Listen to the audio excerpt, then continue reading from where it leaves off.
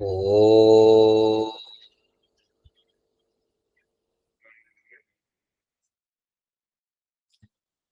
ఓం భూర్భువస్వః తత్సవితుర్వరేణ్యం భర్గో దేవస్య ధీమహి ధియో యో నః ప్రచోదయాత్. ఓం విశ్వాని దేవ సవితర్ధురితాని పరాశుభా యద్భద్రం తన్న ఆశుభా. ఓం శాంతి శాంతి శాంతి. ఆధ్యాత్మిక సత్సంగానికి వచ్చినటువంటి భక్తులందరికీ హృదయపూర్వకంగా నమస్తే. అలాగే యూట్యూబ్లో ఈ వీడియో చూస్తున్న ప్రతి ఒక్కరికి హృదయపూర్వకంగా నమస్తే. చూడండి, నిన్నటి రోజున మనము సత్సంగంలో మొట్టమొదట ఏం చెప్పుకున్నామంటే, వాక్కు ద్వారా చేసేటటువంటి నేరాలకు ఎటువంటి శిక్ష పడుతుంది అనే విషయం తెలుసుకున్నాం. అంతకుముందు సత్సంగంలో శరీరంతో చేసేటటువంటి నేరాలకు ఎటువంటి శిక్ష పడుతుంది, మనం అనుభవించాలి అనే విషయంగా తెలుసుకున్నాం. ఈరోజు మనస్సుతో చేసే నేరాలు. మనస్సుతో ఏం నేరాలు చేస్తాము? వాస్తవంగా ఇతరులను ద్వేషించడం, అలాగే అసూయ, ఈర్ష్యపడడం, అలాగే మనసులో ఇంకొకరికి చెడు జరగాలి, ఇంకొకరు నాశనం కావాలి, ఇంకొకరికి ఇబ్బంది కలగాలి, ఇంకా చాలా రకరకాలుగా చేస్తూ ఉంటారు. కొంతమంది ఏమనుకుంటుంటారు, ఆ ఇంటి పక్కలో వాళ్ళు మనకు సరిపోలేదనుకో, వాళ్ళ ఇల్లు కూలిపోతే బాగుంటది, వాళ్ళకి ప్రమాదాలు జరగాలి, వాళ్ళ కాళ్ళు ఇరగాలి, చేతులు ఇరగాలి, వాళ్ళ నోరు పడిపోవాలి. ఈ విధంగా రకరకాలుగా మనకు సరిపోని వాళ్ళ గురించి మనసులో ఆలోచనలు చేస్తుంటారనమాట. ఇదంతా నేరమే. కాబట్టి ఇటువంటి ఇంకా కొంతమంది మనస్సుతో ఏం చేస్తుంటారంటే, ఆహ్, నమ్మించి మోసం జేయడము. అంటే ఏదన్నా వాళ్ళకు మనస్సుతో వాళ్ళ ముందు ఒక రకం చెప్పేది, మళ్ళా వాళ్ళకు మనసులో ఇంకొక రకంగా వాళ్ళ గురించి చెడుగా ఆలోచన జేయడము. తర్వాత ఇంగ పొద్దున్న లేస్తానే మనసుతో ఇంకా కొన్ని కొన్ని ఘోరాలు ఏం చేస్తుంటారంటే, ఎవనికి ఎట్లా టోపీ పెట్టాలా? ఎవని దగ్గర డబ్బు ఎట్లా లాక్కోవాలా? ఇవన్నీ ప్లాన్‌లేస్తుంటాడనమాట. మనసుతో చేసే నేరాలు ఇవన్నీ. అంటే వాడిని ఏ విధంగా మాయమాటలు చెప్పి నవ్వించాలా? వాని దగ్గర ఎట్లా డబ్బు కొట్టేయాలా? హ్మ్. ఇటువంటివి అన్నీ కూడా మనస్సుతో చేస్తుంటాడు. ఇంకా ఉద్యోగస్తులైతే కొంతమందే, అందరూ గాదు. కొంతమంది ఏం చేస్తుంటారంటే, ఈరోజు వచ్చేటటువంటి వాని దగ్గర నేను ఎట్లా లంచం కొట్టేయాలా? లంచం తీసుకునే దానికి కూడా ప్లాన్ చేస్తుంటాడు. ప్లాన్ చేయకుండా లంచం రాదు. వానికి ఏ విధంగా వాడిని 4, 5 సార్లు తిప్పాలా? తిప్పి వానితో లంచాన్ని ఎట్లా మనము కొట్టేయాలా? ఇవన్నీ ఎక్కడ జరుగుతాయి? ఈ నేరాలంటే మనసులో జరుగుతాయన్నమాట. అయితే ఇక్కడ మనస్సుతో ఈ విధంగా చేసేటటువంటి నేరాలకు, అంటే ఇంకోడు నాశనం గావాలా అని మనసులో చింతించేటటువంటి నేరాలకు భగవంతుని ద్వారా వచ్చే శిక్ష ఏంటంటే, వేదాది శాస్త్రములలో చెప్పబడిందేందంటే, ఈ మానసికంగా చేసేటటువంటి నేరాలు ఇవన్నీ. వీటికి అతను మరుసటి జన్మలో శూద్ర కులంలో పుడతాడు. శూద్ర కులంలో పుడతాడు. శూద్ర కులం అంటే తెలుసు గదా అందరికీ. అట్టడుగు స్థాయి కుటుంబం అన్నమాట. అట్టడుగు స్థాయి కుటుంబం. నీచ కుటుంబం అన్నమాట. అటువంటి నీచ కుటుంబంలో అతను జన్మిస్తాడు. అలాగే ఇంకా మనసులో ఇంకా పెద్ద పెద్ద నేరాలు ఈయన చేస్తే మనస్సు ద్వారా అతడు చండాలుని కుటుంబంలో పుడతాడు. చండాలుడంటే సహజంగా ఇంగ అతన్ని అందరూ దూరం పెడతారనమాట. ఎవరు దగ్గర తీయరు చండాలుని. ఏ కార్యక్రమాలకు గూడా వాళ్ళు దగ్గరికి తీసుకోరు. అన్నీ అతన్ని వెలివేసినట్టుగా పెడతారనమాట. వాస్తవంగా చండాలుడు అంటే మనకు ఏమొస్తుందంటే శ్మశానంలో ఈ అవన్నీ కాలుస్తూ ఉంటాడు చూడండి. శ్మశానంలో శవాలను కాల్చేటటువంటి వాడు. అతన్ని చండాలుడు అంటారనమాట. అటువంటి వాళ్ళ గర్భంలో జన్మిస్తాడు. వాళ్ళు ఆ చండాలు బాక్టీరియా వాళ్ళ శరీరమంతా అక్కడ దుర్వాసనలతో నిండుకొని ఉంటుందనమాట. రోగగ్రస్తులై ఉంటారు వాళ్ళు అక్కడ. అటువంటి వాళ్ళ కడుపులో పుట్టిన వాళ్ళకి గూడా ఆ యొక్క లక్షణాలే ఉంటాయి.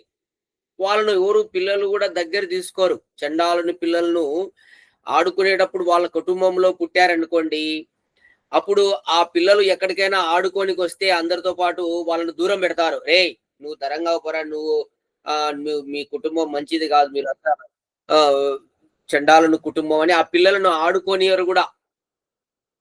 అంటే ఈ విధంగా అతను శిక్షకు గురైతాడని జెప్పి శాస్త్రాలలో చెప్పబడింది. కాబట్టి అందుకే మీరు మనస్సును ఇలా చెడుగా ఆలోచిస్తే ఇటువంటి జన్మలు కలుగుతాయి. శూద్ర కులములో చండాలుల కుటుంబంలో జన్మించవలసి ఉంటుంది. చాలా విచారకరంగా ఉంటారు. మీరు చూడండి.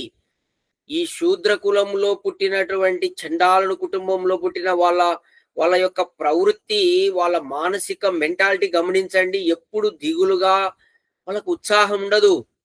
యాక్టివ్‌గా ఉండలేరు. ఎప్పుడు ఏదో పోగొట్టుకునేవానిలాగా మనస్సు విచారంగా ఉంటారు.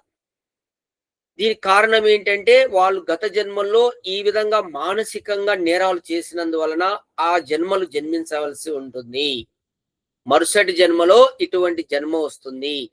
అలా కాకుండా నీ మనస్సులో ఎప్పుడు పవిత్రమైన భావనలు చేస్తూ, మనస్సును పవిత్రంగా ఉంచుకొని, అందరి యొక్క క్షేమము కోరుకుంటూ, ఎవ్వరి నాశనాన్ని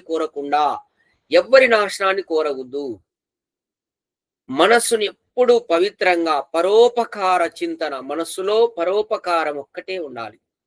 ఎట్లా పరోపకారం? భగవంతుడు ఎట్లయితే పరోపకారియో, ఆ విధంగా నీ మనస్సును గూడా పరోపకారంగా నీవు మనస్సులో ఆ విధమైన భావన చేస్తూ, మనస్సును పవిత్రంగా ఉంచితే, దానివల్ల నీకు ఇప్పుడు మంచి జరుగుతుంది. మరుసటి జన్మ గూడా మంచి జన్మ వస్తుంది. మంచి బ్రాహ్మణుల ఇళ్ళల్లో నీవు జన్మిస్తావు. వేద బ్రాహ్మణుల ఇళ్ళల్లో జన్మిస్తావు. అప్పుడు నీకు తొందరగా మోక్షము లభిస్తుంది. శూద్ర కులములో పుట్టి మోక్షము సాధించడం అనేది చాలా కష్టమైనటువంటి పని. ఈజీ కాదు. అదే నువ్వు వేద బ్రాహ్మణులు తల్లిదండ్రులే విద్వాంసులనుకోండి. తల్లిదండ్రులే వేదం చదివినటువంటి జ్ఞానులనుకోండి. ఆళ్ళ గర్భంలో నీవు జన్మిస్తే ఎంత సులువుగా నువ్వు మోక్షాన్ని పొందుతావు. కాబట్టి మనం అందరూ కూడా మానవులందరూ ఈ జన్మలో మానసికంగా మీరు ఈ నేరాలు చేయకండి. చేస్తే మళ్ళీ నీచ జన్మలు జన్మించవలసి ఉంటుంది. అంటే నీచ జన్మ అంటే ఇది ఇట్లా చండాలుల ఇళ్ళలో పుట్టడం. తర్వాత ఇంకా మనం చూస్తుంటాం రోడ్డు సైడు అడుక్కునేటటువంటి వాళ్ళు, వాళ్ళ వాళ్ళ గర్భంలో జన్మించినటువంటి వాళ్ళు చూడండి. వాళ్ళకు తగిన వ్యవస్థ ఉండదు. ఫుడ్డు దొరకదు సమయానికి. ఎన్ని అగసాట్లు పడుతుంటారు. వాళ్ళు ఏడుస్తూనే ఎవరు పట్టించుకునే నాథుడుండడు ఆ పిల్లలను. ఆ తల్లిదండ్రులకే వాళ్ళు పుట్టకోటికి వాళ్ళు తిరుగుతుంటారు. వీళ్ళకి సరిగా ఆకలి తీర్చే ఏదో సమయానికి ఏదో కొంచెం దొరికినది పెడతారు. అందరిలాగా ఉండవు గదా! డ్రెస్సులు గూడా చూడండి ఆ పిల్లలకి ఎట్లుంటాయి. సరిగా ఉండవు. ఏదో చినిగిపోయినట్టు ఏదో వేసుకొని తిరుగుతుంటారు వాళ్ళు. మరి ఇదంతా ఎందుకు జరుగుతుందంటే, ఆ జీవుడు గత జన్మలో ఉన్నప్పుడు మానసికంగా ఇటువంటి నేరాలు చేశాడు. ఎదుటి వాళ్ళు ఎదుగుతుంటే ఓర్చలేకపోయాడు. అసూయపడ్డాడు. వాడు చెడిపోవాలని కోరాడు. వాడు చెడిపోవడానికి ఎన్నో ఎత్తులేశాడు. నిజంగా చెప్తున్నా ఇప్పుడు గూడా ఇలాంటి వాళ్ళు ఉన్నారండి దండిగా మంది. మా ఇంటి ఎదురుగానే ఒకతను ఒక వాడు ఒక ఎదురుగా ఉండేవాళ్ళు ఈ విధంగా చేశారు. వాళ్ళు అమాయకులు వాళ్ళకి తెలియదు. అంటే వాళ్ళ కళ్ళ ముందరనే ఎదుగుతుంటే ఓర్చలేకపోతుంటారనమాట. వాళ్ళు ఏం చేశారంటే, ఈ మూఢనమ్మకాల పరంగా మేము పొద్దున్న లేసి ఇండ్లు వాకిలి తీస్తూనే నిమ్మకాయలు కనపడింటాయి కోసి. తర్వాత ఒక్కొక్క రోజు ఒక్కొక్క రకంగా విచిత్రంగా కనపడుతుంటాయి. ఎవరబ్బా ఇవన్నీ చేస్తున్నారని మాకు అనుమానంగా ఉండేది. అది సరేలే మేము ఆర్య సమాజం కదా! ఇవన్నీ పట్టించుకోమనమాట. ఒకరోజు ఏం చేశారు, ఆ ఇంటి ఎదురుగా కట్టెలు పెట్టారు. మేము వాకిలి తీస్తూనే కట్టెలు, ఎండు కట్టెలు చూడాలన్నమాట. అంటే కొద్దిమందికి ఏందంటే ఎండు కట్టెల బండి మనం ఏదైనా బయటి పనికి ప్రారంభానికి పోతే పల్లెటూర్లలో సెంటిమెంట్ అన్నమాట. ఆ పనులన్నీ జరగకుండా అసడ్డాలు జరుగుతాయి. ఒక ఎండు కట్టెల బండి ఏదన్నా ఎద్దుల బండి తీసుకుపోయేటప్పుడు గిన మనం ఎదురుగా చూస్తే మూఢనమ్మకాల్లో ఉన్నాయి ఇవన్నీ. వాళ్ళకి అరిష్టాలు జరుగుతాయన్నమాట. అట్లా మా ఇంటికి వాకిలి తీస్తేనే ఎదురుగా ఎండు కట్టెలు పెట్టారు. మేము ఎందుకంటే ఈ మూఢనమ్మకాలు నమ్మం కాబట్టి సరిపోయింది. ఏమన్నా పెట్టుకోండి చెప్పి ఏమన్నా చేసుకోండి అని. కానీ మూఢనమ్మకాలు నమ్మే వాళ్ళైతే చాలా దుఃఖాలు అనుభవిస్తారు. అంటే వాళ్ళు ఏదో పెట్టారు మనకి ఈ విధంగా జరిగింది. ఏదో పెట్టారు ఈ విధంగా జరిగింది. అయ్యో! మన ఇంట్లో ఏదో జరుగుతోంది అని ఒక భయంలో ఉంటారనమాట ఎప్పుడు. ఇట్లాంటివి జరుగుతూ ఉంటాయి. ఇప్పటికి చేస్తుంటారు ఇవి. మన పక్కింటి వాళ్ళు, మన బంధువులు గూడా ఈ విధంగా మనం ఎదుగుతుంటే ఓర్చలేక, మనల్ని కిందికి నెట్టేటటువంటి పనులు ఎన్నో ఆలోచిస్తుంటారు. ఏమ్మా ఇవన్నీ మీకు జరుగుతుంటాయి గదా! మీ బంధువులు, మిత్రుల ఇళ్ళల్లో గూడా ఇవన్నీ సహజంగా జరుగుతుంటాయి. జరుగుతాయి. నిజమే. జరుగుతాయి. జరుగుతుంటాయి. అందరికి మా కూడా మనము ఓర్చుకోలేని వాళ్ళు ఉంటారు గురూజీ. ఆ! సరే ఇది వ్యవహారంగా. ఇక ఆధ్యాత్మికంగా గూడా మనము ఒక సమాజపరంగా అయినా సరే, ఎక్కడైనా గాని ఎదుగుతుంటే ఓర్సలేని వాళ్ళు దండిగా మంది ఉంటారు. ఎట్లా వీళ్ళను కిందికి వేయాలి? అసూయ చెందుతుంటారు. ఇంకా మనల్ని చూస్తూనే అసూయ పడుతుంటారన్నమాట. మనసులో ఎక్కడ ఇతనికి అవకాశం దొరికితే ఇతన్ని కిందికి నెట్టేయాలా? ఇతన్ని దెబ్బ కొట్టాలా? అని వాళ్ళు మనసులో ప్లాన్ చేస్తుంటారన్నమాట. ఇటువంటివన్నీ జరుగుతుంటాయి. కాబట్టి ఇటువంటివి చేసేటటువంటి వారికి మళ్ళీ జన్మ చండాలుర కుటుంబంలో జన్మిస్తారు. దరిద్రుల కుటుంబంలో జన్మిస్తారని వేదము, శాస్త్రము ఆదేశం చేస్తుంది. అంటే ఇప్పుడు మనం ఏం జేయాలంటే, ఇప్పుడు జన్మించినటువంటి వాళ్ళు ఏ కులంలో జన్మిస్తున్నారు అంటే, ఇప్పుడు వాళ్ళు హై కులంలో, బ్రాహ్మణుల కులంలో జన్మించాడంటే వాడు పుణ్యం చేసుంటాడు. పుణ్యం చేయకుండానే బ్రాహ్మణుల కుటుంబంలో ఎట్లా జన్మిస్తాడు చెప్పండి? అంతో ఇంతో ఆ యొక్క వాళ్ళు సాత్వికత్వంలో జన్మించాడంటే, పౌరాణిక బ్రాహ్మణులే తీసుకోండి. వాళ్ళు శుద్ధత్వం పాటిస్తారు, చాలా నిష్టగా ఉంటారు. తర్వాత మాంసాహారం భుజించరు, మద్యపానం అంటే ఇప్పుడు కొంతమంది ఆ చెడు అలవాట్లకు ఒకవేళ బానిసలైంటే చెప్పలేం గానీ, ఒకప్పుడు ఒక 50 సంవత్సరాల కిందటి వరకు కూడా చాలా నిష్టగా ఉండేవాళ్ళు బ్రాహ్మణులు. పౌరాణిక బ్రాహ్మణులైనా గానీ, వాళ్ళ వ్యవహారము నిష్టగా ఉండేది. శుచి, శుభ్రత పాటించడంలో అయితేనేమి, వాళ్ళ భోజన వ్యవస్థనైతేనేమి, మనలాగా అంటే ఇప్పుడు వ్యవహారంలో ఉండే ఉప్పు, కారాలందుకు ఎక్కువ తీసుకోవడం అట్లాంటిదేముండదు. చాలా నియమాలు పాటిస్తూ ఉంటారు. అట్లాంటి వాళ్ళకు పుట్టారంటే వాళ్ళు చాలా పుణ్యం చేసి ఉంటేనే పుట్టేది. ఊరికనే ఏం కాదు. ఇంక చండాలులకు పుడుతున్నారు, దరిద్ర కులంలో పుడుతున్నారు, శూద్రుల కులంలో శూద్రులంటే చదువు లేని వాళ్ళనమాట. ముఖ్యంగా గుర్తుపెట్టుకోండి. శూద్రులంటే అమ్మా, నాయన చదువు లేదు వాళ్ళకు. చదువు ఉండదు. అటువంటి వాళ్ళకు పుడితే ఎట్లా వీళ్ళు పైకొస్తారు చెప్పండి? వాళ్ళకి ఏ జ్ఞానం ఉందని వీళ్ళ పిల్లలకు నేర్పిస్తారు? వాళ్ళకే తెలియదు ఎట్లా జీవించాలనేది. ఇంక పిల్లలకేం నేర్పిస్తారు? కాబట్టి ఇటువంటివి జన్మలు మీకు రాకుండా ఉండాలంటే అందరూ కూడా మనస్సును పవిత్రంగా ఉంచండి. మీరు మనస్సును పవిత్రంగా ఉంచకపోతే ఆ మనస్సులోకి ద్వేషం వస్తుంది, ఈర్ష్య వస్తుంది, అసూయ వస్తుంది, ఇంకొకరి చెడు వస్తుంది. కాబట్టి మనస్సును ఎప్పుడు నిరంతరం మనస్సులో పరోపకార భావన. ఈశ్వరుడు పరోపకారి, ఈశ్వరుడు న్యాయకారి, ఈశ్వరుడు దయామయుడు అని నీ మనసులో నిరంతరం ఈశ్వరుని యొక్క స్తుతిని చేస్తూ, ఈశ్వరుని ధ్యానిస్తూ రోజు ఉదయము, సాయంత్రం ఆ విధంగా మనస్సును ఎప్పటికప్పుడు పవిత్రం చేసుకుంటూ ఉంటే నీవు ఇప్పుడు సుఖపడతావు. మరుసటి జన్మ కూడా ఉత్తమ జన్మ లభిస్తుంది. లేదు ఇంకా ఎక్కువ పురుషార్థం చేశావనుకో, ఈ జన్మలోనే నీకు మోక్షం కలుగుతుంది. ఎక్కువ పురుషార్థం ఉన్నప్పుడు ఈ జన్మలోనే కలుగుతుంది. లేదు కొంత ఏదైనా బ్యాలెన్స్ ఉందనుకో, మరుసటి జన్మలో ఖచ్చితంగా మోక్షం పొందుతాం. బ్రాహ్మణం మంచి విద్వాంసులైనటువంటి వేద పండితులు, వేద జ్ఞానుల ఇళ్లలో పుట్టి తొందరగా మోక్షం పొందుతారు. ఏమో అర్థమవుతుంది అందరికీ? అర్థమవుతుంది గురూజీ. రైట్. అర్థమవుతుంది గురుజీ. అది మనం ఇప్పుడు మన చేతిలో ఉన్న పని ఏంటంటే మన మనస్సును మనం తిప్పుకోవాలా. మనస్సులో ఒక్కటే భావన, అందరు గుర్తుపెట్టుకోండి, పరోపకార భావన. ఎవ్వరి చెడు కోరకండి, ఎవ్వరి వినాశనాన్ని కోరవద్దు. మనల్ని వాళ్ళు వినాశనం కోరని వదిలేయండి. అది వాళ్ళకే నష్టం జరుగుతుంది తప్ప మనకేం జరగదు. అవతలి వాళ్ళు మన వినాశనం కోరుతున్నారు కదా, మనము వాళ్ళ వినాశనాన్ని కోరాలని ఏం రూల్ లేదు. వాడు గడ్డి తిన్నాడు, మనం మంచి అన్నం తిన్నాం.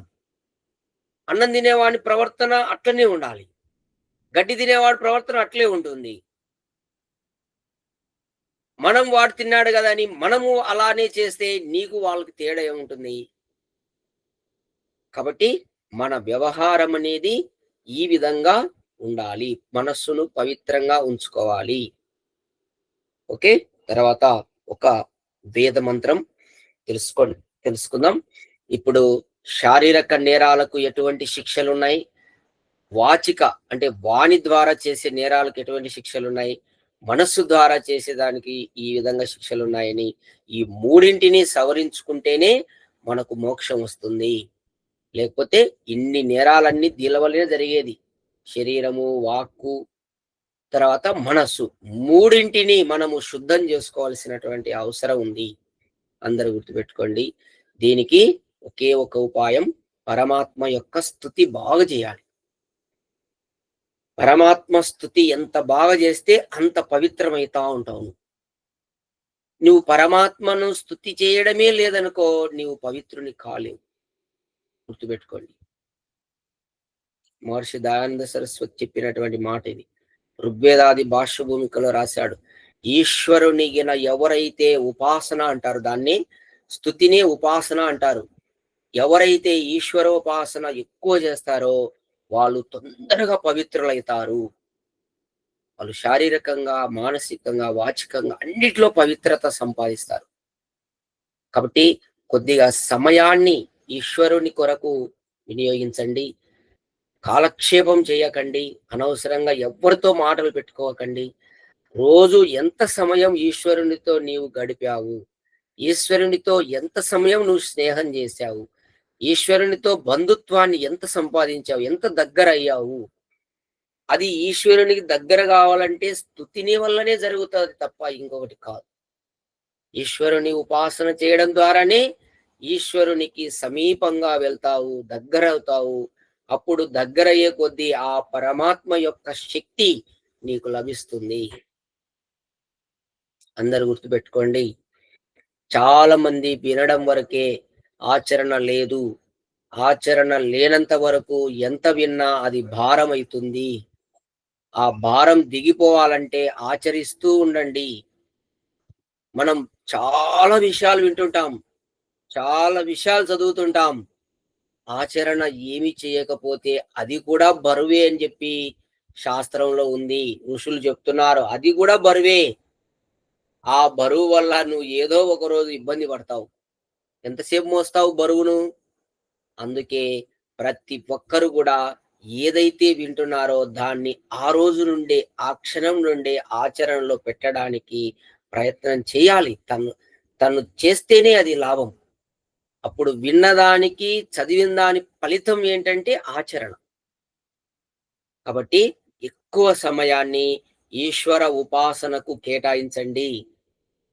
రోజుకు కనీసం అంటే ఉదయం 1 గంట, సాయంత్రం 1 గంట కేటాయించండి.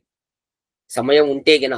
లేదు మేము చాలా బిజీ పర్సన్స్ అన్నారనుకోండి, నరేంద్ర మోడీ కంటే మేము బిజీగా ఉన్నాం అనుకోండి, అప్పుడు మీ ఇష్టం, మీరెంతన్నా కేటాయించుకోండి. 5 నిమిషాలు, 10 నిమిషాలు. నరేంద్ర మోడీ ఎట్లా ఆడితే రోజు 1 గంటన్నర కేటాయిస్తున్నాడు. ఆయన కంటే మీరు బిజీ పర్సన్స్ అనుకుంటే ఇంకా మీ ఇష్టం, 5 నిమిషాలు, 10 నిమిషాలు. శ్రీనివాసులు గారు మీరు ఆయన కంటే బిజీ అనుకుంటే మీ ఇష్టం. 18 గంటలు కష్టపడుతున్నాడు నరేంద్ర మోడీ, మన ప్రధానమంత్రి గౌరవనీయులు. రోజుకు 18 గంటలు అహర్నిశలు దేశ ప్రజల క్షేమం కోరి ఇక ఆయన అంత కష్టపడుతుంటే మనం ఎంత కష్టపడాలి ప్రజలం చెప్పండి. ఎక్కడ పోయినా చూడండి ఆయన ఎంత నిన్న ఆ యొక్క రామాలయము పోయినప్పుడు ఆ టెంపుల్ ఎక్కుతుంటే ఆ ఏజ్ పర్సన్స్ మంచాలు పట్టుకున్నారు. మంచాలు పట్టుకొని, కట్టెలు పట్టుకొని, కాళ్ళు చేతులు ఇరిగిపోయి నానా అవస్థలు పడుతున్నారు. మరి అతను ఆ తాపలు ఎక్కుతుంటే యువకుడు ఎక్కినట్టు ఎక్కుతున్నాడు తాపలు. పైకి ఎక్కేటప్పుడు మీరు ఆ వీడియో చూడండి.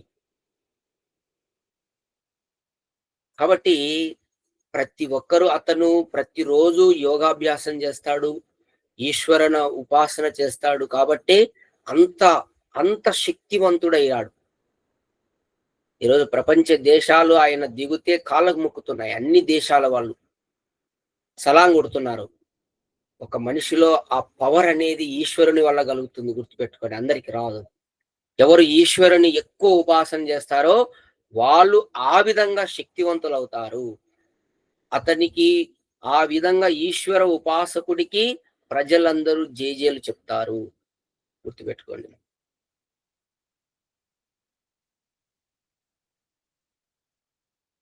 ఇప్పటి వరకు అందరికి అర్థమైందమ్మా? అర్థమైంది గురూజీ. రైట్ మా. ఒక్క నిమిషం అందరూ ఉండండి.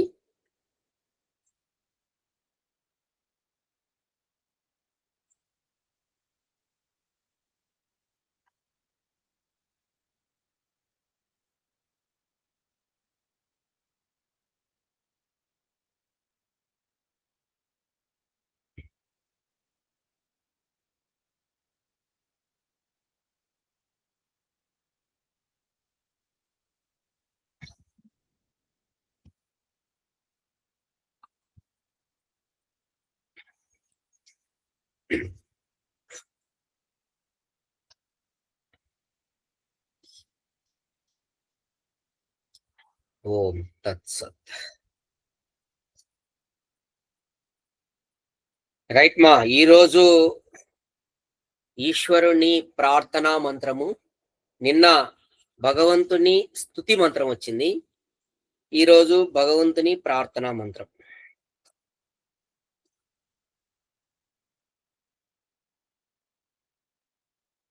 ఓం అహానిశం భవంతు నః శం రాత్రీః ప్రతిధీయతాం షన్న ఇంద్రాగ్ని భవతామవోభిః శం న ఇంద్రావరుణారాతహవ్యా శం న ఇంద్రాపూషణా వాజసాతో శమింద్రా సోమా సువితాయ శం యోః. యజుర్వేదము 36వ అధ్యాయము 11వ మంత్రం. ఈ మంత్రము మీకు ఎక్కడ వచ్చింటది? శాంతికరణ శాంతికరణ మంత్రం. శాంతి ప్రకరణంలో ఈ మంత్రాన్ని మనము ప్రతిరోజు మహర్షి దయానంద సరస్వతి వైదిక దినచర్యలో స్వస్తి వాచనము, శాంతి ప్రకరణం అని 2 ఉన్నాయి. అందులో శాంతి ప్రకరణంలో ఈ మంత్రం మనం అందరం రోజు చదువుకుంటుంటాం. చూడండి ఇక్కడ ఈ మంత్రానికి అర్థం ఏమిటి అంటే మహర్షి దయానంద సరస్వతి తెలియజేస్తున్నాడు. ఒక్కొక్క పదం అర్థం తెలుసుకోండి. ఓ ప్రభు అవోభిహి రక్షణలతో శంయోహో సుఖమును సువితాయ ప్రేరేపించుటకు అహాని దినములు నహ మాకు శంభవంతు సుఖకారకములు అగుగాక రాత్రిహి రాత్రులు శంప్రతిహి సుఖమును గూర్చి ధీయతాం మమ్ము ధరించునుగాక ఇంద్రాగ్ని అగ్ని విద్యుత్తులు నహ శంభవతాం మాకు సుఖదాయకములు అగుగాక రాతహవ్య అపేక్షిత పదార్థములను వసంగు మేఘము జలములు నహ శం మాకు కళ్యాణకారకములు అగుగాక వాజసాతౌ యుద్ధమునందు ఇంద్రాపూషణ వాయుపూషులు నహశం మాకు సుఖదములు అగుగాక ఇంద్ర సోమ సూర్య చంద్రులు నహ శం మాకు సుఖకారకములు అగుదుగురుగాక. చూడండి ఇక్కడ ఈ మంత్రంలో వ్యాఖ్యానము చూడండి. ఓ క్షణాది కాలపతి, చూడండి పరమేశ్వరుని ఈ పేరుతో భగవంతుణ్ణి పిలుస్తున్నాడు దయానంద మహర్షి. క్షణాది కాలపతి అంటే ఈ సమయాన్ని ఎవరైతే సృష్టించాడో ఆ పరమేశ్వరుని పిలుస్తున్నాడు. క్షణం అంటే కాలము, ఇదంతా నిమిషము గంటలు ఇదంతా వస్తుంది కదా. దీనికి అంతటికి పతి పరమాత్మనే, ఈ కాలాన్ని కూడా సృష్టించిన వాడు. నీ నియమము అనుసరించి దినములన్నీయు మాకు సుఖరూపములు అగుగాక. చూడండి ఇక్కడ మనం భగవంతుని ఏం కోరుకుంటున్నా, మాకు ప్రతి దినము మాకు సుఖమయం కావాలి. ఎందుకంటే ఈ దినాలన్నీ ఎవరు సృష్టించింది? ఈ పగలు రాత్రి ఒకరోజు గడవడం, ఈ సమయం ఇదంతా భగవంతుందే. కాబట్టి మాకు అన్ని దినములు సుఖరూపములు అగుగాక, రాత్రులు కూడా సుఖముగా గడుచునుగాక. ఏమ్మా, రాత్రి కూడా మనకు సుఖంగా గడవాలి. ఎందుకు చెప్తున్నాడు చూడండి. రాత్రిళ్ళు నిద్ర పట్టక నానా అగసాట్లు పట్టే వాళ్ళు చాలా మంది ఉన్నారు. మా దేవుని కృప వల్ల నాకు అది ఒక్కరోజు కూడా లేదు. రాత్రి పడుకుంటే ఇంకా మళ్ళీ చీకట్లోనే మెలకువ, మధ్యలో లేసేది ఉండదు. కానీ చాలా మంది నాకు నిద్ర పట్టట్లేదు, నేను చాలా ఇబ్బందులు పడుతున్నా, అసలు ఈ నిద్ర పట్టాలకు 12 ఏదో 1 గంట ఎప్పుడో అవుతుంది అని చెప్తుంటారన్నమాట. నాతో చాలా మంది చెప్పారు, నిద్రలేమి సమస్య అన్నమాట. అది అందుకే ఇక్కడ చెప్తున్నాడు చూడండి, రాత్రులు కూడా సుఖముగా గడుచునుగాక.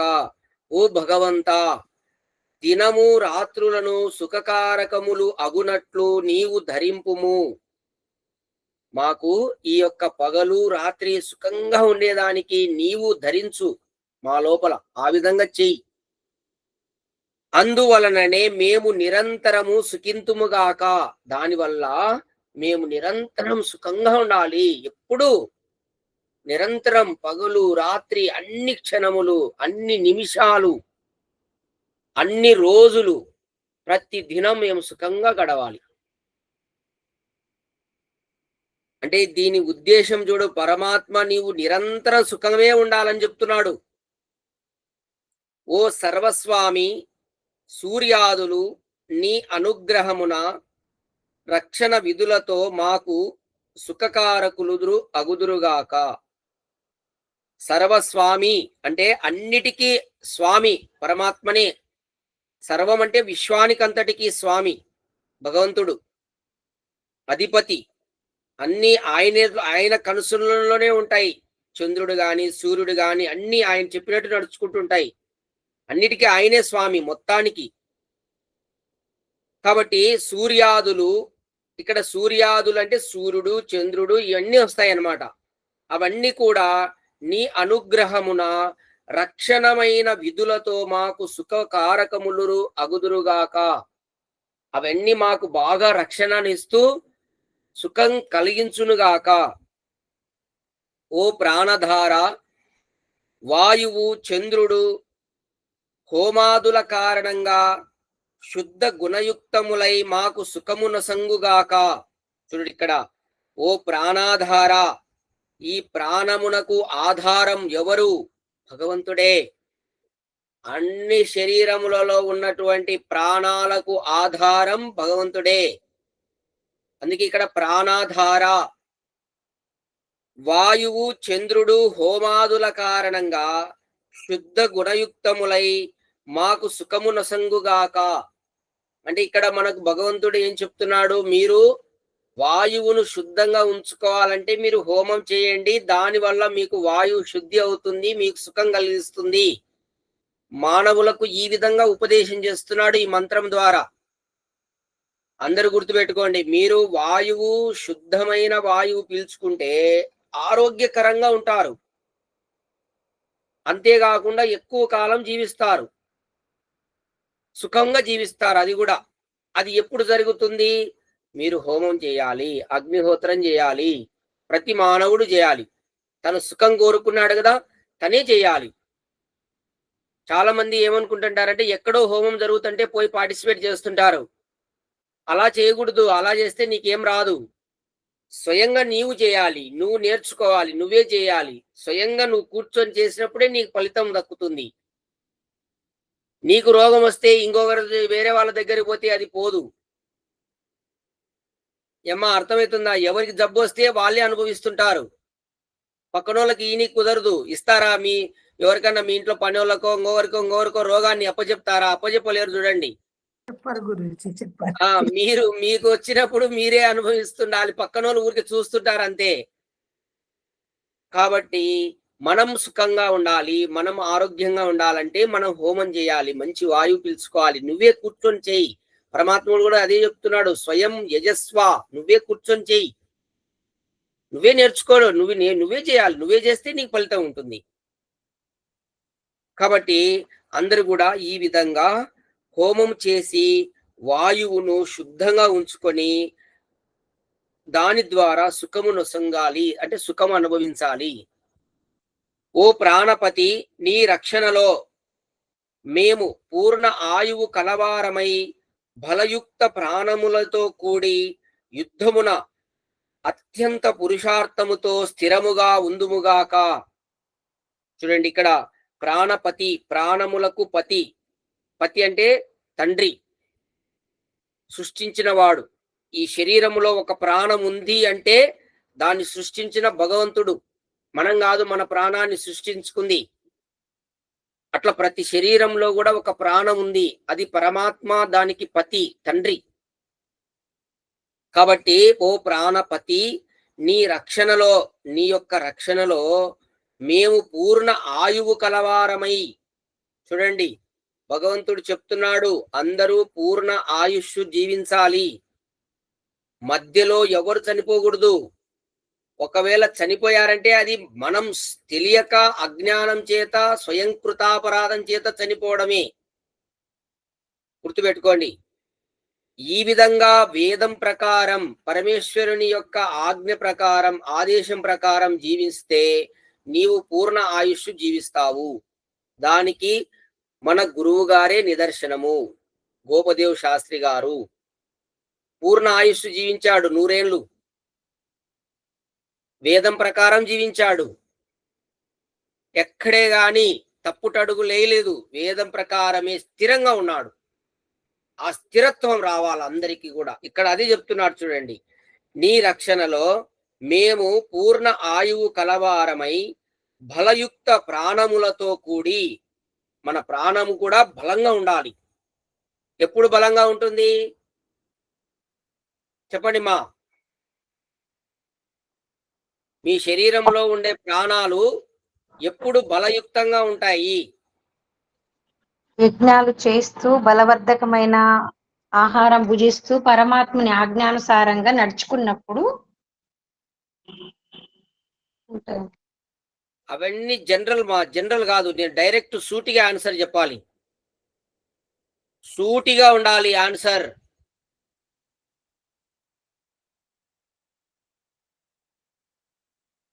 మీ శరీరములో ఉన్న ప్రాణములు ఎప్పుడు బలయుక్తం అవుతాయి? ప్రాణాయామం చేస్తే బలంగా ఉంటది గురూజీ. అది సూటి ఆన్సర్. నీవు నీ ప్రాణాలను బలంగా ఉంచుకోవాలంటే నువ్వు ప్రాణాయామం తప్పనిసరిగా చేయాలి. ప్రాణాయామం చేయని వారికి ప్రాణములు బలంగా ఉండవు, వాళ్లకు ఆయుష్ కూడా పెరగదు. మీకు జ్ఞానం ఒక్కటే సరిపోదు, అభ్యాసం ఉండాలి. అందుకే పతంజలి మహర్షి అష్టాంగ నియమాలలో ఒక అష్టాంగ యోగంలో 8 అంగాలలో ఒక అంగం ప్రాణాయామం పెట్టాడు. ఒక అంగం అది. ప్రాణాయామం అనేది ఒక అంగం, ఒక భాగం. అది యోగములో ఒక భాగం. అది తప్పనిసరిగా చేయాలి మనిషి. గురూజీ, ప్రాణాయామము ఆసనాలు 2 వేయాల. ఆసనాలు కాదు. ఆసనాలు అనేది అది శరీరము బలంగా కావడానికి, దృఢంగా అవ్వడానికి శరీరానికి సంబంధించింది ఆసనం అనేది. నేను ఇక్కడ ఓన్లీ ప్రాణముల గురించి చెప్తున్నా. మీరు మీ యొక్క ప్రాణాన్ని బలయుక్తం చేయాలనుకుంటే మీరు ప్రాణాయామం కూర్చోవాలి, చేయాలి. ప్రాణాయామములు ఎలా చేయాలనేది నేను వీడియో చేశాను. ఆ వీడియో చూసి మీరు కూర్చొని చేయవచ్చు. బాహ్య కుంభకం, తర్వాత అంతః కుంభకం చెప్పాను. తర్వాత గురువుగారు రామ్దేవ్ బాబా చెప్పినటువంటి కపాలభాతి, భస్త్రిక, అనులోమ విలోమ ప్రాణాయామాల గురించి ఒక వీడియో చేశాను. ఆ వీడియోలు మీరు తర్వాత యూట్యూబ్లో చూసేవాళ్ళు కానీ మీరు కానీ తర్వాత నా ఆర్య సమాజం 3 రోడ్ల సెంటర్ ఛానల్లోకి వెళ్ళి బ్యాక్స్ పోతే మీకు వీడియోలు కనపడతాయి ప్రాణాయామం గురించి. ఆ విధంగా కూర్చొని అభ్యాసం చేయాలి. చేస్తే అప్పుడు ప్రాణాలు బలయుక్తములు అవుతాయి. బలయుక్తములతో కూడి యుద్ధమున అత్యంత పురుషార్థముతో స్థిరముగా ఉందుముగాక. ఇక్కడ యుద్ధం అంటే ఏంటి? ఏంటి ఇక్కడ ఎందుకు ఈ సందర్భంగా అసలు ఇక్కడ యుద్ధం ఎందుకు వచ్చింది?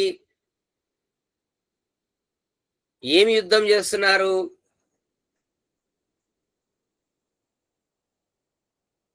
ఎవరికి అర్థం కావడం లేదా? ఏంది మధ్యలో యుద్ధం ఎటొచ్చింది అని అనుకుంటున్నారా?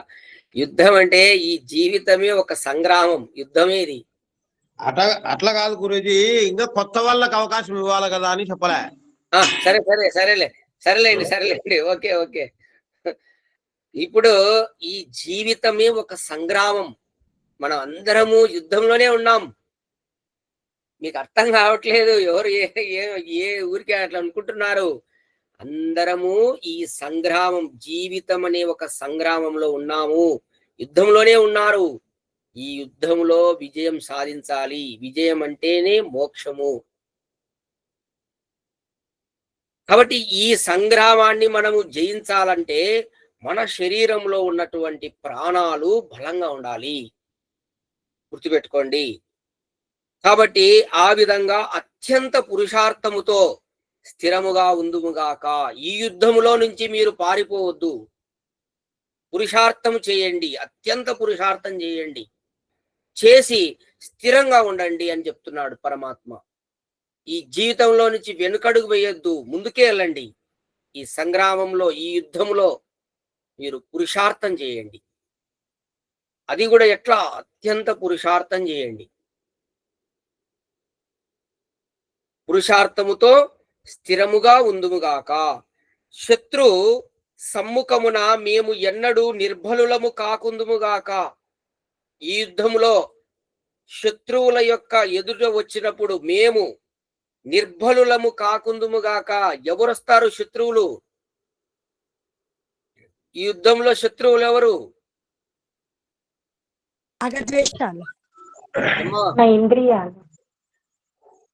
ఇంద్రియములు సార్. భారతి చెప్పమ్మా. ఇంద్రియములు సార్, కోరికలు. ఇంద్రియాలు ఋషులు మా, దేవతలు మావి. ఇంద్రియాలు అనేటివి కాదు సార్, కోరికలు సార్. కోరికలు అంటే ఇప్పుడు మోక్షం కావాలనేది కూడా కోరికే. నేను సుఖంగా ఉండాలని కోరుకోవడం ఒక కోరికే. దీర్ఘాయుష్మంతుని కావాలనేది కోరికే. అవి శత్రువులు ఎట్లయితాయి? ఒక్క నిమిషం మా వాళ్ళు మాట్లాడుతున్నారు, చెప్పని వాళ్ళు. ఏమ్మా? సార్ కామము సార్. ఒకటేనా? 6 ఉన్నాయి శత్రువులు. కామము, క్రోధము, లోభము, మదము, మోహము, మాత్సల్యం. అవి చెప్పాలి కదమ్మా.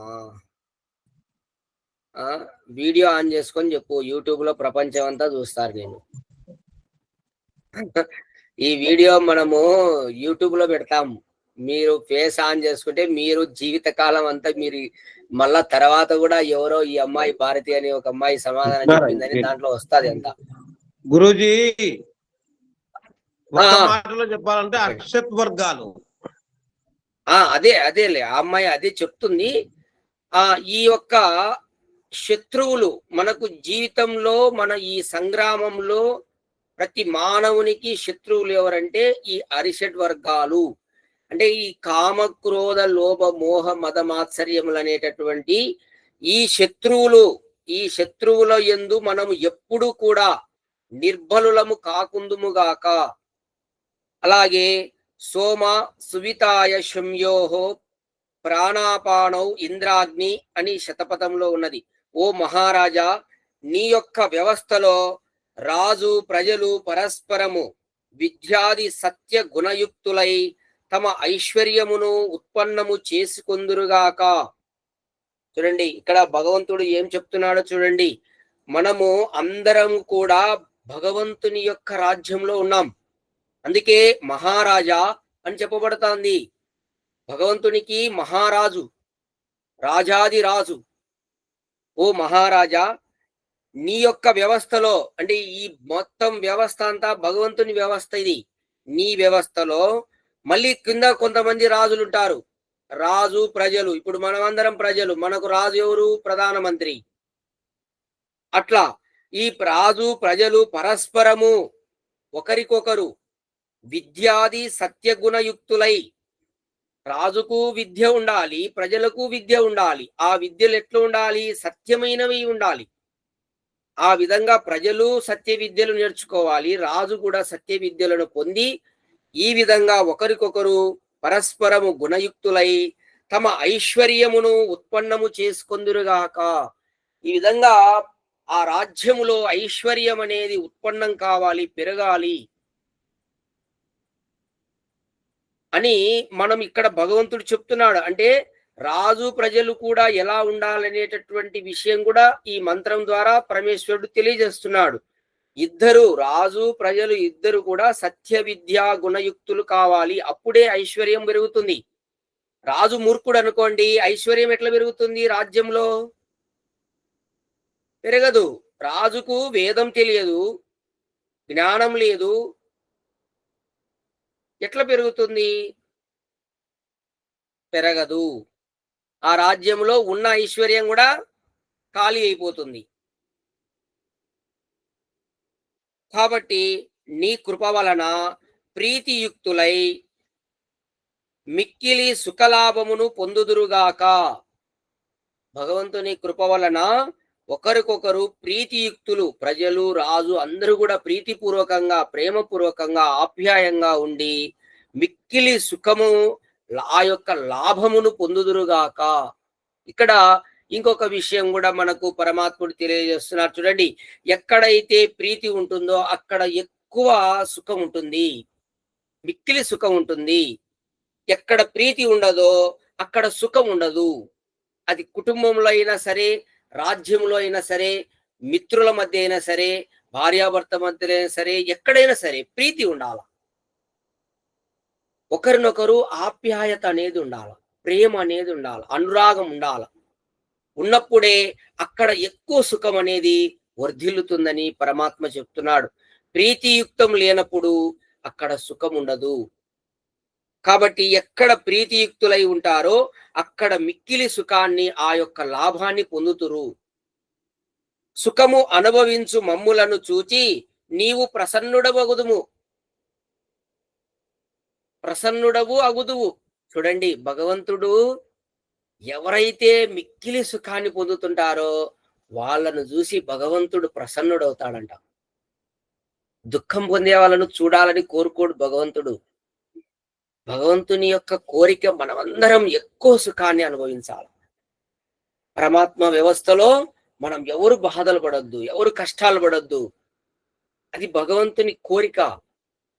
ఇట్లా ఎవరు ఎక్కువ సుఖాన్ని అనుభవిస్తుంటారో వాళ్ళ యందు భగవంతుడు ప్రసన్నుడుగా ఉంటాడంట, సంతోషపడుతుంటాడు. బా, నా కొడుకు భలే ఉండారా, అసలు ఎంత హ్యాపీగా ఉండారా. మీ కొడుకు కూడా మీరు హ్యాపీగా ఉంటే మీకు ఎంత ఆనందం చెప్పండి.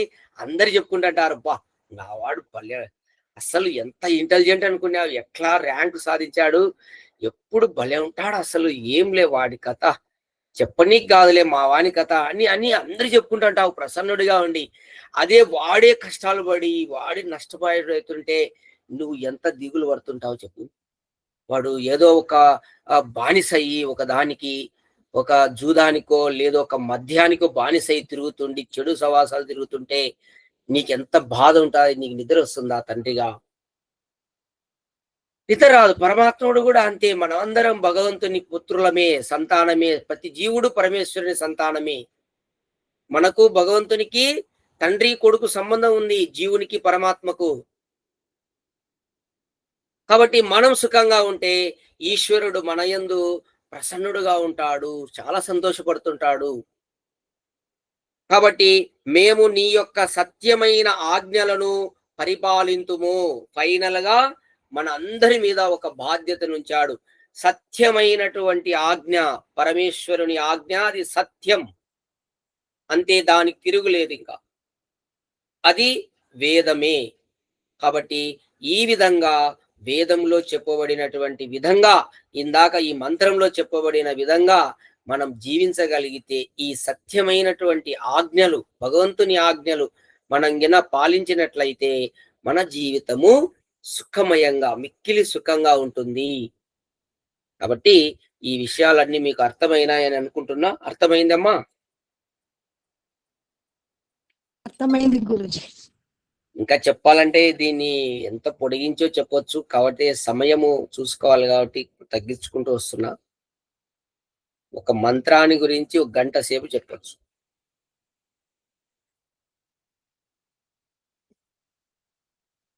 తర్వాత ద్వితీయ వల్లిలో ఉన్నాము.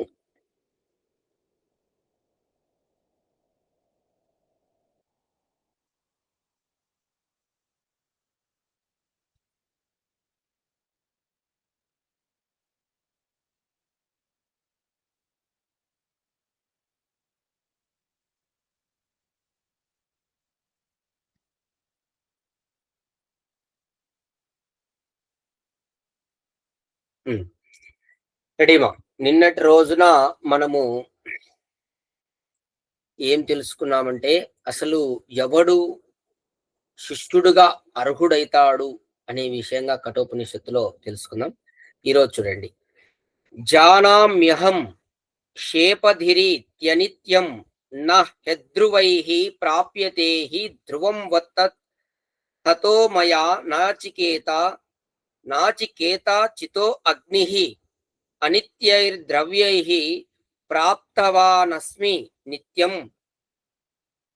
చూడండి, ఇక్కడ షేవదిహి అంటే ధనాదులు, అనిత్యం నిత్యము కాదు. చాలా చాలా కేర్ఫుల్ గా వినాలమ్మా. ఇది సత్యమైనటువంటి జ్ఞానం. ఉపనిషత్తులు అంటే ఇంకా వేదములలో నుంచి పిండితే వచ్చే రసం ఉంటుందే, అదే ఉపనిషత్తులు.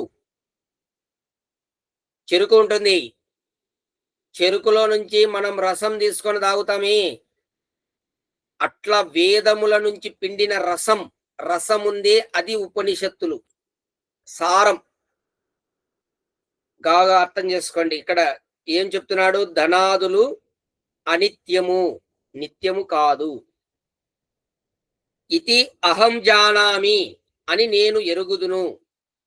హి నిశ్చయముగా, అద్రువైః స్థిరములు కాని సిరి సంపదల మూలంగా, తత్ ధ్రువం ఆ నిత్య పదార్థమగు ఆత్మ పరమాత్మతత్వము న ప్రాప్యతే లభింపదు, మయా నాచే నాచికేతః అగ్నిః నచికేత నామకమనే అగ్ని అనిత్యైః ద్రవ్యైః ఘృతాది పదార్థములతో చితః చయనము చేయబడినది, సంపాదించబడినది.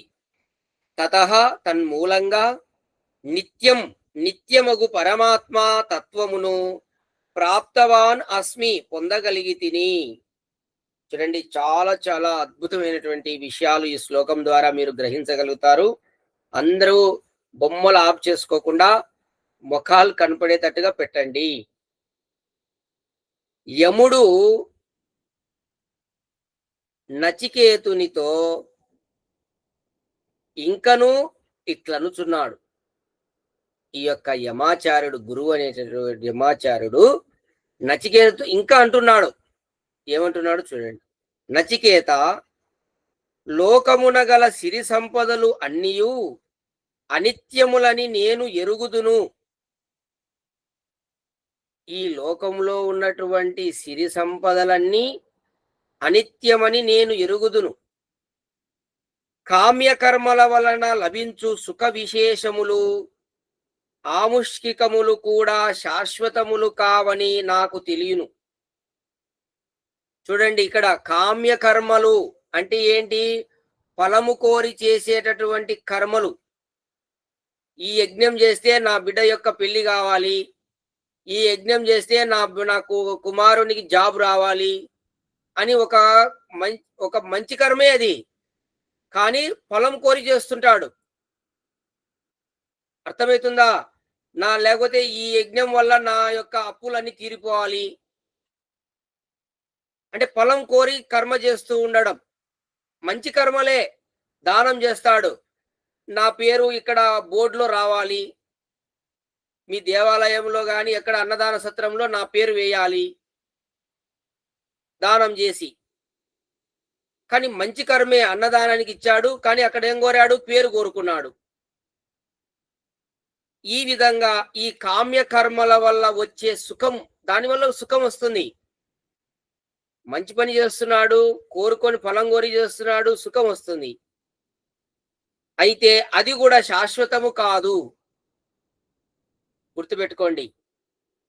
అది కూడా నాకు తెలియను. అందువలన బ్రహ్మచర్యాది ఆశ్రమములలో వేద విహిత కర్మలను యథావిధిగా ఫలాపేక్షను విడిచి ఆచరించి తిని.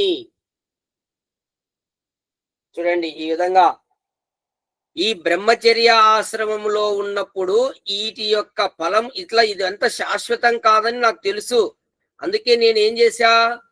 ఈ యొక్క బ్రహ్మచర్య ఆశ్రమంలో ఉన్నప్పుడు ఈ ఫలం కోరకుండా నేను ఈ యొక్క వేద విహిత కర్మలను యథావిధిగా అంటే ఏంటి? వేదంలో చెప్పబడిన విధిగా ఆచరించాను. ఇట్లు అనిత్యములైన కర్మముల మూలమునను ఇంద్రియముల మూలమునను సాధన వనర్చి ధ్రువమగు బ్రహ్మమును ఎరుగగలిగితిని. చూడండి, చక్కటి మనకు ఇక్కడ అందరికీ కూడా మంచి పట్టు దొరికింది. ఈ విధంగా ఎవరైతే ఈ బ్రహ్మచర్య ఆశ్రమంలో ఇంద్రియ నిగ్రహం సంపాదిస్తారు, బ్రహ్మచర్య ఆశ్రమంలో ఇంద్రియాలకు మంచి పటుత్వం ఉంటుంది. పూర్వం గురుకులాలలో చదువుకునేవారు కాబట్టి కో ఎడ్యుకేషన్ విధానం లేదు. స్త్రీలకు సపరేట్ గురుకులాలు, పురుషులకు బాలులకు సపరేట్ గురుకులాలు ఉండేటివి. అప్పుడు అందరూ కూడా బాగా స్త్రీలు పురుషులు అందరూ బ్రహ్మచారులు, గట్టి ఇంద్రియ నిగ్రహం కలిగి ఉండేవాళ్ళు, ఇంద్రియ సంయమనం. కాబట్టి అట్లా ఇంద్రియాలతో నిగ్రహం సంపాదించారు. సాధన చేసి ఆ బ్రహ్మచర్య ఆశ్రమం మంచి వ్యాయామం చేస్తారు. శరీరాన్ని, ఇంద్రియాలను గట్టిగా దృఢంగా చేసుకుంటారనమాట. వ్యాయామం ద్వారా, వాళ్ళు తినే మంచి ఆహారం ద్వారా, సాత్విక భోజనం ద్వారా, ఆ యొక్క స్వాధ్యాయం ద్వారా, జపము ద్వారా వారు ఇంద్రియాలను అదుపులో పెట్టుకుంటారు, ఇంద్రియాలను జయిస్తారు అన్నమాట. అలాగే వాళ్ళు ఈ విధంగా కర్మలు ఫలాపేక్ష లేకుండా వేద విహిత కర్మలు చేసి ధ్రువమగు బ్రహ్మమును ఎరుగగలిగి తిని ఆ పరమాత్మను తెలుసుకుంటారు. అంటే ఇక్కడ అందరికీ కూడా ఈ శ్లోకం ద్వారా తెలియజేసేది ఏంటంటే, యమాచార్యుడు ఏం చెప్తున్నాడంటే, ఎవరైతే ఇంద్రియములను నిగ్రహంలో ఉంచి ఇంద్రియములను బాగా సాధన చేసి నిగ్రహించుకుంటారో, ఇంద్రియ జయం చేసుకొని వేద విహిత కర్మలను నిష్కామ భావంతో ఫలాపేక్ష లేకుండా చేస్తారో వాళ్ళు బ్రహ్మను తెలుసుకుంటారు అని చెప్తున్నాడు అందరికీ. నేను ఆ విధంగా తెలుసుకున్నాను అని చెప్తున్నాడు, యముడు చెప్తున్నాడు. అర్థమవుతుందా? అర్థమవుతుంది. రైట్ మా. ఈ విధంగా అధ్రువములైన ఐహిక ఆముషిక సుఖ సాధనముల యందు ఆసక్తి కలవాడు ఆత్మ సాక్షాత్కారమును పొందజాలడు. ఇక్కడ బ్రహ్మమేమో ధ్రువంగా చెప్పబడింది, అంటే కదలకుండా స్థిరంగా ఉంటుందని, మార్పు లేనటువంటిది. ఆ బ్రహ్మతత్వం ధ్రువం అని చెప్పబడతా ఉంది. అట్లా ధ్రువమగు బ్రహ్మమును ఎరుగగలిగితేనే అని చెప్పినాడు. అయితే ఇక్కడ మళ్ళీ తర్వాత ఏం చెప్తున్నాడు? అధ్రువములగు అంటే శాశ్వతము కానిటువంటి అనిత్యమైనటువంటి ఐహిక ఆముష్కిక అంటే ఐహికం అంటే ఈ జీవితంలో సుఖము, తర్వాత ఆముష్కిక అంటే తర్వాత జన్మలో కూడా సుఖము. ఇవన్నీ కూడా ఈ సుఖ సాధనముల యందు ఆసక్తి కలవాడు ఆత్మ సాక్షాత్కారమును పొందజాలడు. అటువంటి వాడు ఆత్మ తెలుసుకోలేడు, ఆత్మ సాక్షాత్కారం జరగదు వాడికి. చాలా మంది ఏమనుకుంటారంటే మనం ఈ జన్మలో కొన్ని మంచి పనులు చేస్తే మళ్ళా జన్మ మంచి జన్మ వస్తుంది అని అనుకొని చేస్తుంటాడు అనమాట. ఆ స్వార్థంతో చేస్తుంటాడు. మళ్ళీ మంచి జన్మ రావాలా, మంచి జన్మ రావాలని చేస్తుంటాడు అనమాట. అటువంటి వాడు ఎప్పటికీ ఆత్మ సాక్షాత్కారం పొందలేడు. అనాసక్తునకు అయ్యేది ప్రాప్యమని భావము. ఇక్కడ ఏం చెప్తున్నాడు? అనాసక్తుడు అంటే ఈ విధంగా ఐహిక ఆముష్టికములందు వాడికి ఏ విధమైన ఆసక్తి లేని వాడు మాత్రమే దాన్ని పొందగలుగుతాడు. ఏది? బ్రహ్మమును. కాబట్టి శంకరులు ఈ యొక్క శ్లోకములందలి అనిత్యై ద్రవ్యై అను పదములకు పశ్వాదులతో అని భాష్యమునరించి ఉన్నారు. నచికేతాగ్నిని నిర్వర్తించుటకు పశువులను సాధనములుగా గ్రహించి వానిని హింసించుటకు శంకరపాదులకు ఇష్టమగునేని అది వైదిక విధానమునకు విరుద్ధమని మా అభిప్రాయము. పశువులు ఘృత దుగ్ధాదులనిచ్చి యజ్ఞ సాధకములగునని అభిప్రాయపడి ఉన్న అయ్యది గ్రాహ్యమే అగును. అందు వేద విధులకు విరోధం ఆవంతయు ఉండదు. అయితే ఇక్కడ ఈ గురువుగారు ఏం చెప్తున్నారంటే, శంకరాచార్యులు ఏం చేశాడు? ఈ యొక్క శ్లోకానికి పశ్వాదిభి అంటే పశ్వాదులతో అని రాశాడంట.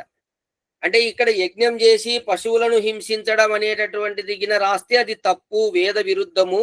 ఒకవేళ పశ్వాదులతో వచ్చినటువంటి ఆ ఘృతము, దుగ్ధము, పాలు మొదలైనటువంటి వాటిని యజ్ఞ సాధకములుగా అభిప్రాయం ఏదైనా ఉంటే అది గ్రాహ్యమే, ఇందులో ఏమి విరోధం లేదు అనే విషయాన్ని తెలియజేస్తున్నాడు. అంటే ఇక్కడ ఉపనిషత్తులకు శంకరాచార్యులు కూడా భాష్యం రాశాడు. కాబట్టి అందులో ఏమైనా ఈ విధంగా రాసి ఉంటే అది తప్పు, పశుహింస అనేది లేదు యజ్ఞం దగ్గర అనే విషయాన్ని ఇక్కడ గురువు గారు తెలియజేస్తున్నాడు. ఇక్కడ వేద విహిత కర్మలు అని చెప్పబడింది కదా, అక్కడ యజ్ఞం అనేది వస్తుంది అనమాట.